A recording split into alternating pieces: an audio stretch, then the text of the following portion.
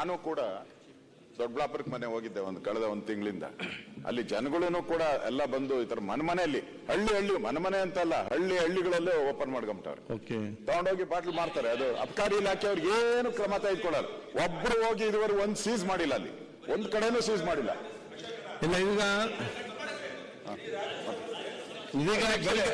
ಅಧ್ಯಕ್ಷರೇ, ದಯವಿಟ್ಟು ತಮ್ಮ ಕ್ಷೇತ್ರದಲ್ಲೂ ಇದಿದೆ. ಇಡೀ ರಾಜ್ಯದಾದ್ಯಂತ ಬ್ರ್ಯಾಂಡಿ ಶಾಪು ಬಾರ್ಗಳನ್ನು ಬಿಟ್ಟು ಎಲ್ಲಾ ಕಡೆಯೂ ಸೇಲ್ ಆಗ್ತಾ ಇದೆ.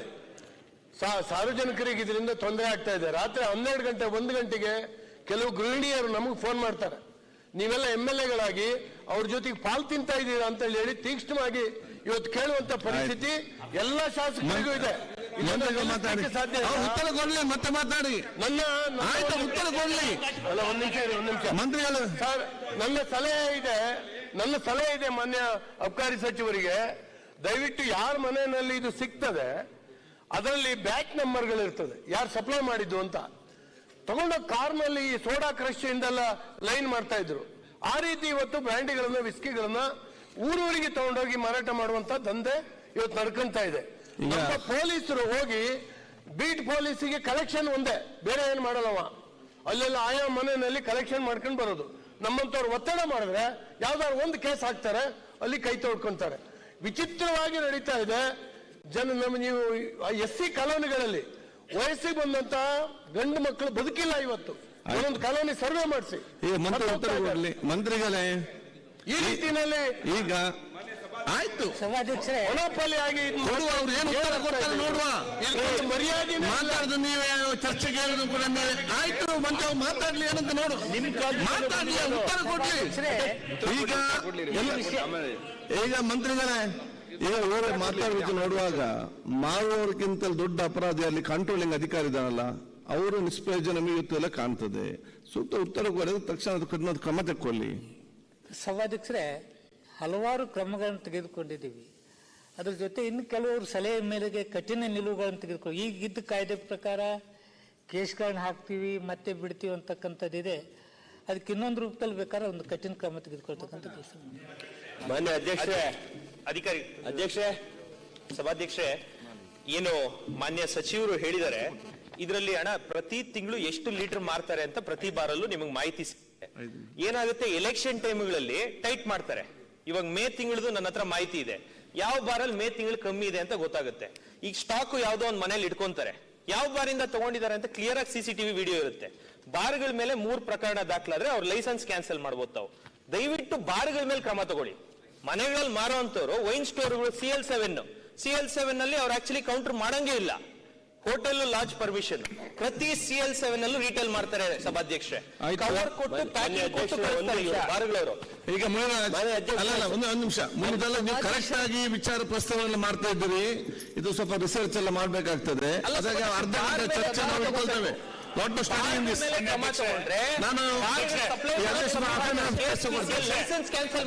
ಅಲ್ಲಲ್ಲ, ಬಹಳ ವಿಚಾರ ಹೇಳ್ತಿದ್ದಾರೆ. ಬಹಳಷ್ಟು ಜನಗಳ ಮಾಹಿತಿ ಇದೆ, ಅವ್ರು ಕೂಡ ಬಹಳಷ್ಟು ವಿಚಾರ ಹೇಳ್ತಿದ್ದಾರೆ. ಆದ ಕಾರಣ ಅದನ್ನು ನಾವು ಅರ್ಧ ಗಂಟೆ ಚರ್ಚೆಗೆ ಈ ಒಂದು ಕೆಲವು ದಿನಗಳಲ್ಲಿ ಅದನ್ನು ಅವಕಾಶ ಮಾಡಿ ಡೀಟೇಲ್ ಚರ್ಚೆ ಮಾಡುವ. ಚರ್ಚೆಗೆ ಚರ್ಚೆ ಕೊಡಬೇಡಿ, ಸ್ವಲ್ಪ ರಾತ್ರಿ ಹೊತ್ತು ಅವಕಾಶ ಮಾಡಿಕೊಡೋದು. ಸಿಮೆಂಟ್ ಮಂಜು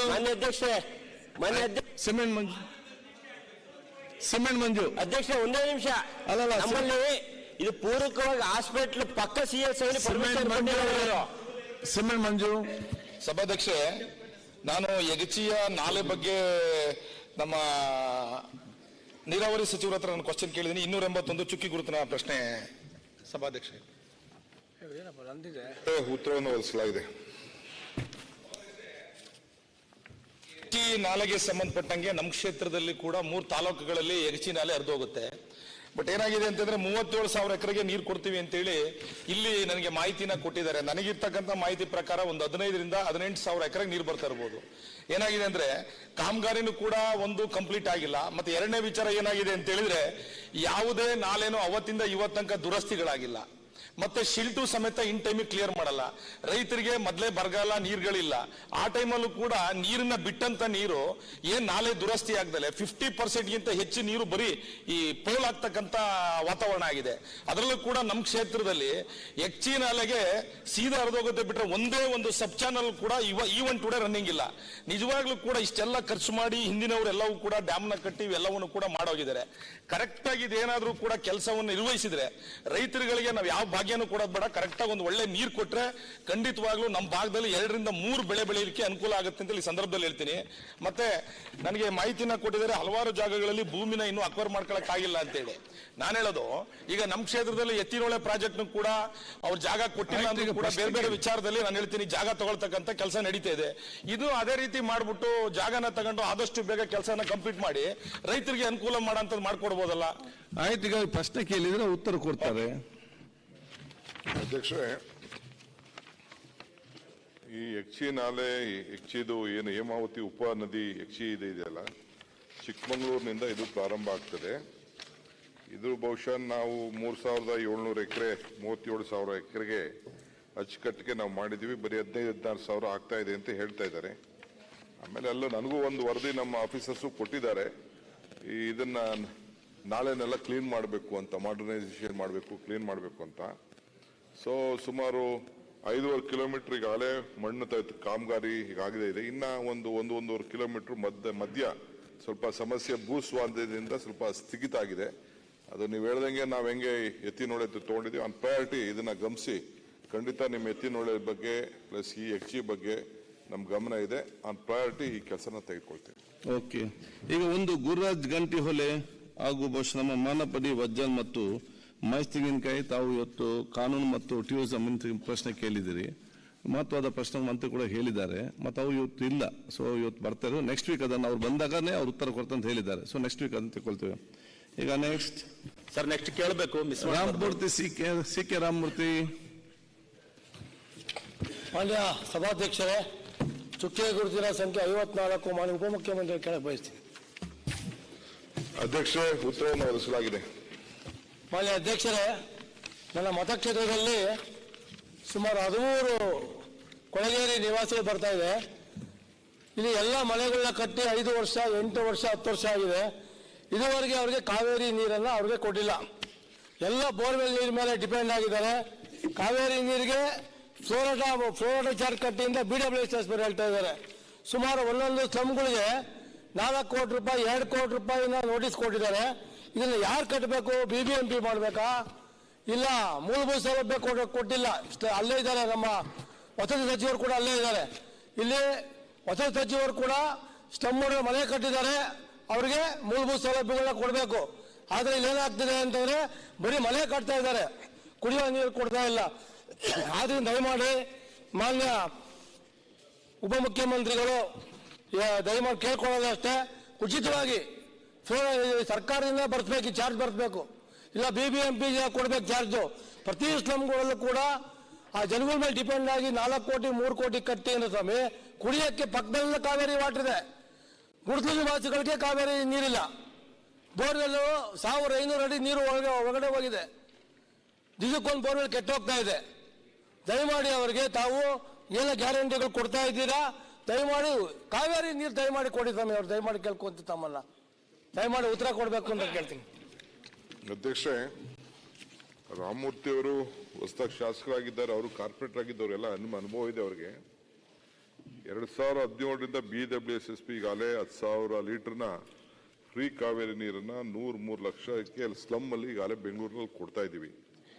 32,510 ಫ್ಯಾಮಿಲೀಸು ಈ SC ST ಕಾಲೋನಿಗಳಲ್ಲಿ ಇದ್ದಾರೆ.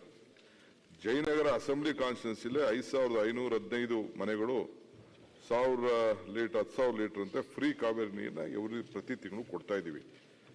ಸ್ಲಮ್ ಡೆವಲಪ್ಮೆಂಟ್ ಬೋರ್ಡ್ ಅವರು 250 ಫ್ಲಾಟ್ಗಳನ್ನ Ragigudda slum, 400 flat Rajeshwari slum, Shakambari Nagar, Jayanagar ಕಾನ್ಸ್ಟಿಟ್ಯೂನ್ಸಿಲಿ ಒಟ್ಟು 2,900 ಫ್ಲಾಟ್ಸ್ಗಳನ್ನ ಕಟ್ಟಿ ಈ ಅಪಾರ್ಟ್ಮೆಂಟ್ನ ಕಟ್ಟಿಕೊಟ್ಟಿದ್ದಾರೆ. ಸ್ಲಮ್ ಡೆವಲಪ್ಮೆಂಟ್ ಬೋರ್ಡು ಈಗ ಆನ್ಲೈನ್ ನಲ್ಲಿ ಅವ್ರು ಅರ್ಜಿ ಹಾಕೊಳ್ಬೇಕು. ತಮ್ಗೆ ಗೊತ್ತಿದೆ, BWSS ಅಲ್ಲಿ ಬೆಂಗಳೂರು ನಗರದ ಶಾಸಕರಿಗೆ ಗೊತ್ತಿದೆ. ನಮ್ಮ ಸುರೇಶ್ ಕುಮಾರ್ ಅವರು ಮಂತ್ರಿ ಆಗಿದ್ರು. 2013ರಿಂದ ಇವತ್ತವರೆಗೂ ₹1 11 ವರ್ಷ ಆಗಿದೆ. ಇವತ್ತವರೆಗೂ ವಾಟರ್ ರೇಟ್ನ ಬೆಂಗಳೂರಿನಲ್ಲಿ ನಾವು ರೈಸ್ ಮಾಡೋಕ್ಕಾಗಿಲ್ಲ. ಪವರ್ ಬಿಲ್ ಎಷ್ಟೇ ಜಾಸ್ತಿ ಆಗಲಿ, ಎಕ್ಸ್ಪೆಂಡಿಚರ್ ಎಷ್ಟೇ ಜಾಸ್ತಿ ಆಗಲಿ, ಏನೇ ಆಗಲಿ, ಬೆಂಗಳೂರಲ್ಲಿ ವಿವಿಧ ಕಾರಣದಿಂದ, ರಾಜಕಾರಣದಿಂದ ನೀವಿರ್ಬೋದು, ನಾವಿರ್ಬೋದು, ಇನ್ನೊಂದು ಸರ್ಕಾರ ಇರ್ಬೋದು, ವಾಟರ್ನ ಮಾಡೋಕ್ಕಾಗಿಲ್ಲ. ದೊಡ್ಡ ಸಮಸ್ಯೆ ಇದೆ. ಈಗ ನಿಮ್ ನೀರು ಸಿಗಬೇಕಾದ್ರೆ ನಾವು ಸ್ಲಮ್ ಬೋರ್ಡ್ ಅವ್ರ ಜೊತೆ ಕೂತ್ಕೊಂಡು ಮಾತಾಡಬೇಕು. ಅವರು ಪ್ರೋರೇಟಾ ದುಡ್ಡನ್ನ ನಿಮ್ಗೋಸ್ಕರ ಕಟ್ಟಬೇಕು. ಕಟ್ಟಿದಾಗ ನಾನು ಆ ಸ್ಲಮ್ ಬೋರ್ಡ್ ಅವ್ರ ಕೈಲಿ ಒಂದಷ್ಟು ಹಣನ ಕಟ್ಟಿಸಿ, ಅವ್ರು ಏನು ಒಂದು 100 ರೂಪಾಯಿ ಅಂತ ಏನೋ ಇದೆಯಲ್ಲ ಒಂದು ಚಾರ್ಜಸ್ಸು, ಅದನ್ನ ಅವ್ರು ಕಟ್ಟಿದ ತಕ್ಷಣ ನಾನು ಕೂಡಲೇ ಅದಕ್ಕೆ ನೀರು ವ್ಯವಸ್ಥೆ ನೀರು ಕೊಡಬೇಕು. ಅದಕ್ಕೋಸ್ಕರ ನಾನೇನೋ ಹುಡುಕಿ 6 TMC ನೀರನ್ನ ವಾಪಸ್ಸು ನಮ್ಮ ಕಾವೇರಿ ನೀರಿಗೆ ತೆಗೆದುಕೊಳ್ಬೇಕು ಅಂತ ಹೇಳಿ ಇರಿಗೇಷನ್ ನೀರನ್ನೆಲ್ಲ ಕಂಪ್ಲೀಟ್ ಲೆಕ್ಕಾಚಾರ ಹಾಕಿ ಒಂದು ಹೊಸ ಆರ್ಡರ್ ಮಾಡಿದ್ದೀನಿ. ಇನ್ನ 1.5 TMC ನೀರು ಉಳಿತದೆ ಅಂತ ಕೂಡ ಒಂದು ಲೆಕ್ಕಾಚಾರ ಇದೆ. ಬೆಂಗಳೂರು ಬೆಳೀತಾ ಇದೆ. ಪ್ರತಿ ವರ್ಷನೂ 10 ಲಕ್ಷ ಬೆಂಗಳೂರು ನಗರಕ್ಕೆ ಜನಸಂಖ್ಯೆನೂ ಜಾಸ್ತಿ ಆಗ್ತಾ ಇದೆ. ಇದನ್ನೆಲ್ಲ ಗಮನದಲ್ಲಿದೆ. ಈ ನೀರಿಂದೇ ಒಂದು ದೊಡ್ಡ ಸಮಸ್ಯೆ ಇದೆ, ನಾನು ಇಲ್ಲ ಅಂತ ಹೇಳೋದಿಲ್ಲ. ಆದ್ರೂ ಬೆಂಗಳೂರಿನ ಗೌರವ, ಸ್ವಾಭಿಮಾನ, ಕುಡಿಯುವ ನೀರಿಗೆ ಆದ್ಯತೆ ಕೊಡಬೇಕು ಅಂತೇಳಿ ತಾವೇನು ಹೇಳ್ತಾ ಇದ್ದೀರಿ, ಇದು ಸತ್ಯಾಂಶ ಇದ್ರಲ್ಲೇನು ಅನುಮಾನ ಇಲ್ಲ. But will set it right ಮಾಡಿ ಸಹಾಯ ಮಾಡ್ತೀವಿ.